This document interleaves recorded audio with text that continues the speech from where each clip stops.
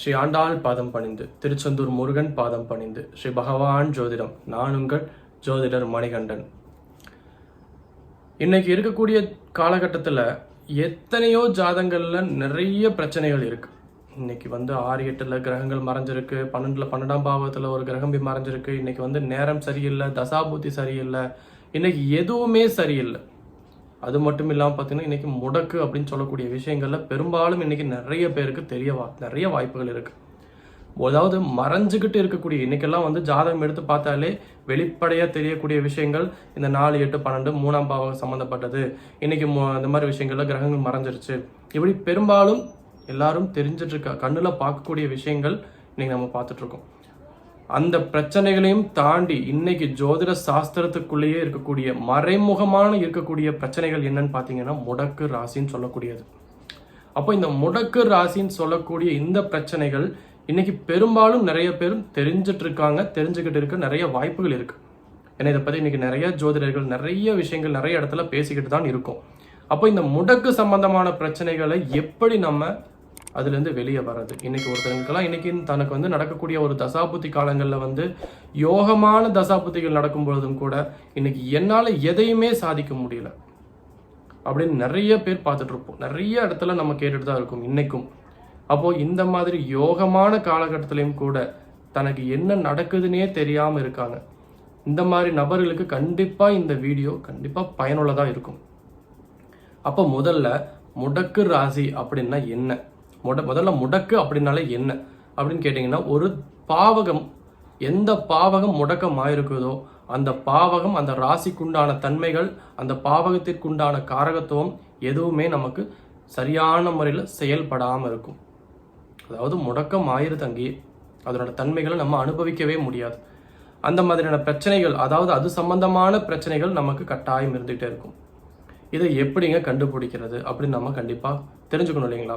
அப்போ ஒரு ஜாதகத்துல சூரியன் நிற்கக்கூடிய இடம், சூரியன் நிற்கக்கூடிய நட்சத்திரம், அந்த நட்சத்திரத்திலிருந்து மூலம் நட்சத்திரம் இருக்கக்கூடிய நட்சத்திரம் வரைக்கும் கணக்கீடு செய்யணும். அதாவது சூரியன் என்ற நட்சத்திரம் ஒரு சுவாதி நட்சத்திரம் வச்சுக்கோங்களேன்.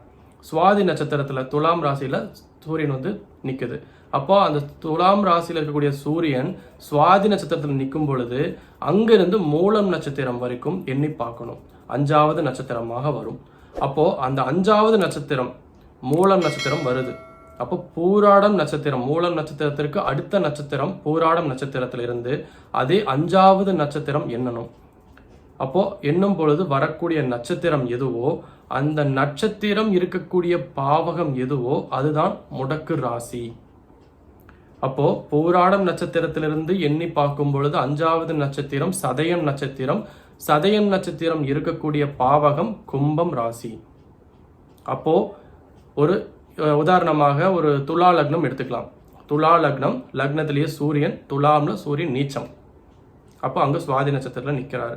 அப்போ சூரியன் நிற்கக்கூடிய நட்சத்திரம் சுவாதி நட்சத்திரம், மூல நட்சத்திரம் வரைக்கும் எண்ணும் பொழுது 5வது நட்சத்திரம், 5வது நட்சத்திரம் பூராடத்துல எண்ணும் பொழுது சதயம் நட்சத்திரம் வருது. அது கும்பராசி நமக்கு தெரிஞ்சிருச்சு. இப்போ லக்னத்துக்கு, துலா லக்னத்துக்கு 5ஆம் அதிபதி சனி பகவான், அதாவது கும்பம் வீடு. இப்போ அந்த 5ஆம் வீடு அப்படிங்கிறது இந்த துலா லக்னக்காரங்களுக்கு முடக்கமாகுது. அப்போ அவருக்கு முடக்கு ராசி எதுன்னு கேட்டா 5ஆம் வீடு கும்பம் வீடு தான் நம்ம சொல்லணும். அப்போ அந்த 5ஆம் வீட்டுக்குண்டான காரகத்துவம் என்ன, 5ஆம் வீட்டை எப்படி அவர் முடக்கு ராசியிலிருந்து அவர் வெளியே வரணும். இப்போ அந்த 5ஆம் பாவகம் சம்பந்தப்பட்ட எந்த ஒரு விஷயத்திலையுமே அவர் சந்தோஷத்தை அனுபவிக்க முடியாது. நம்ம வேணா டெஸ்ட் போட பார்ப்போம். நீங்க நிறைய ஜாதகங்கள் ஆராய்ச்சி பண்ணி அனுபவபூர்வமாகும் இதுதான் நிதர்சனமான உண்மை அப்படின்னு சொல்லக்கூடிய அளவுக்கு தான் இன்னைக்கும் இருக்கு. அப்போ அந்த துலா லக்னத்தில் இருக்கக்கூடிய சூரியன் என்ற நட்சத்திரம் எதுவோ அந்த நட்சத்திரத்தில் பார்க்கும்பொழுது கும்பராசி முடக்க ராசியா வந்துருச்சு. இப்போ அந்த 5ஆம் பாவகம் அப்படின்னாலே என்ன காரகத்துவம் நம்ம சொல்லலாம்? முதல் குழந்தை சொல்லலாம், தாத்தா பாட்டி சொல்லலாம், தாத்தாவை சொல்லலாம். அது மட்டும் இல்லாமல் என்டர்டெயின்மெண்ட்டாக நம்ம சொல்லலாம். இன்னைக்கு சினிமா போகிறது, மொபைல் ஃபோன் யூஸ் பண்ணுறது, கேம் விளையாடுறது, இந்த மாதிரியான பாவகத்துவத்தை நம்ம முடக்கம் செய்யணும். உதாரணத்துக்கு 5ஆம் பாவம் எடுத்துக்கிட்டிங்கன்னா ஒரு ஜோதிடத்துறை எடுத்துக்கலாம். இந்த மாதிரியான சம்மந்தப்பட்ட காரகத்துவம் என்ன அப்படிங்கிறத நீங்கள் தெரிஞ்சுக்கலாம். இன்றைக்கி பெரும்பாலும் நிறைய பேருக்கு தெரியும், தெரியாதவங்க கூட தனிப்பட்ட முறை கூட நம்மகிட்ட கேட்டு தெரிஞ்சுக்கலாம். அப்போது இன்னைக்கு உதாரணத்துக்கு என்னையவே எடுத்துக்கோங்களேன். இப்போ நான் என்னோட லக்னம் துலா லக்னம், சூரியன் என்ற நட்சத்திரம், அதே சுவாதி நட்சத்திரம். அப்போ என்னோட ராசிக்கு 5ஆம் வீடான கும்பம் வீடு முடக்கம் ஆகியிருக்கு. அப்போ இந்த ஜோதிட துறையை நான் எப்படி எடுத்திருப்பேன் நீங்க யோசிச்சோட பார்த்துருக்கலாம். எப்படிங்க எடுத்திருப்பீங்க அப்படின்னு கேள்வியோட கேட்கலாம். அப்போ எனக்கு முடக்கம் அடைந்த அந்த 5ஆம் பாவகத்தை நான் எப்படி இயக்கியிருக்கேன் அப்படிங்கறத நீங்க தெரிஞ்சுக்கணும். ஒருவேளை இது இயற்கையாகவே அதாவது நடந்திருக்கான்னு பாத்தீங்கன்னா கண்டிப்பா இது நிறைய விஷயங்கள்ல நமக்கு நிறைய இடத்துல உணர்த்தும். இன்னைக்கும் பாத்தீங்கன்னா நான் ஜோதிடம் அப்படிங்கறத பண்ணிட்டு இருக்கேன். முடக்கம் அடைஞ்ச பாவகத்துவத்தை காரகத்துவத்தை இயக்கிட்டு இருக்கேன். இன்னைக்கும் சினிமா அப்படின்னு பாத்தீங்கன்னா முதல் நாள் சினிமா போய் பார்ப்பேன். மொபைல் ஃபோன் அப்படிங்கிறது என்னோட 24 மணி நேரமும் என் கையிலேயே இருக்கும். இப்போ இந்த மாதிரியான காரகத்துவத்தை இயக்கிக்கிட்டே இருக்கும் பொழுது வருமானம் தடையில்லாமல் இருக்கணும். அதே 5ஆம் பாவகம் நம்மளை முடக்கி போடாமலும் அந்த பாவக காரகத்துவத்தன்மை நமக்கு எந்த ஒரு விதத்திலையும் ஆப்போசிட்டா நடக்காம இருக்கணும். அப்போ நான் முதல்ல சொன்ன மாதிரி 5ஆம் பாவகம் அப்படின்னு சொல்லக்கூடிய அந்த கும்பம் வீடு என்ன நமக்கு உணர்த்துது? முதல் குழந்தை சொன்னா அப்போ என்னோட ஜாதகப்படி எனக்கு அந்த முதல் குழந்தை பிறந்த உடனே 2 மாசத்துல இறந்துருக்கு. அப்போ இறக்கும் பொழுது அந்த முதல் குழந்தை அங்கேயே முடக்கம் ஆயிருச்சு. அப்போ அந்த 5ஆம் பாவகம் முடங்கிருச்சு எனக்கு இல்லையா? அப்போ அந்த 5ஆம் பாவம் முடக்கம் ஆயிருச்சு அப்படிங்கிறப்போ அடுத்த காலகட்டத்துல பாத்தீங்கன்னா அதுக்கு அடுத்ததெல்லாம் அந்த பாவக காரகத்துவ தன்மையை நம்ம எவ்வளவுதான் செயல்படுத்தினாலும் நமக்கு அது பெரிய பாதிப்பை ஏற்படுத்தாது.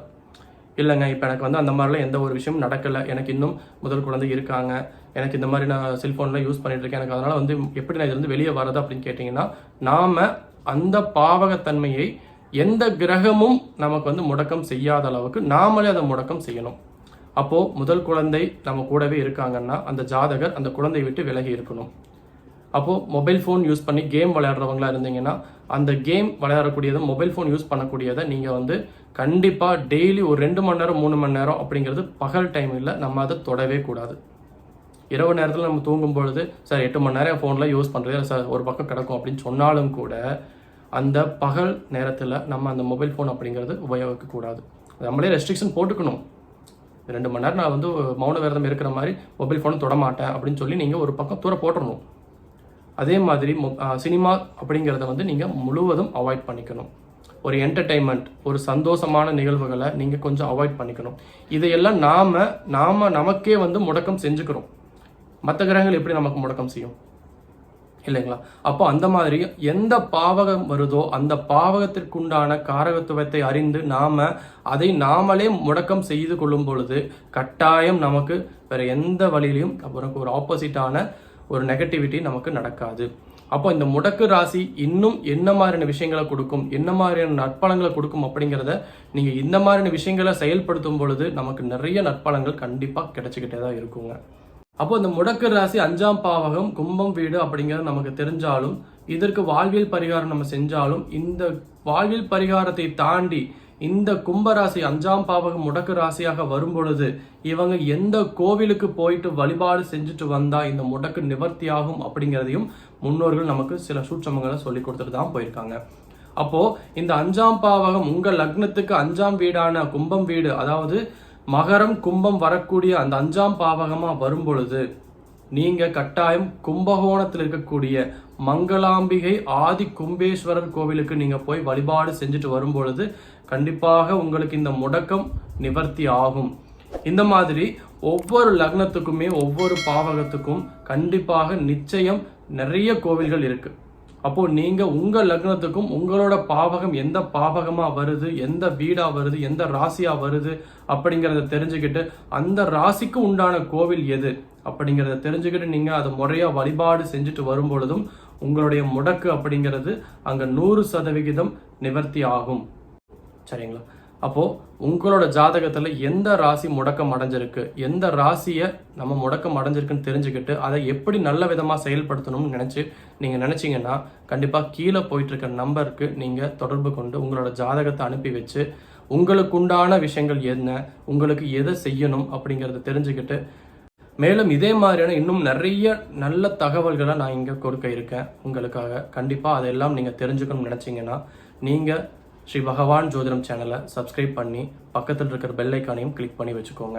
அப்பதான் நான் போடுற வீடியோ உங்களுக்கு நோட்டிஃபிகேஷனாக சேரும். சரிங்க, மேலும் இதே மாதிரி நல்ல வீடியோவில் நாளைக்கு உங்களை மீண்டும் சந்திக்கிறேன். நன்றி, வணக்கம். ஸ்ரீ பகவான் ஜோதிடம்.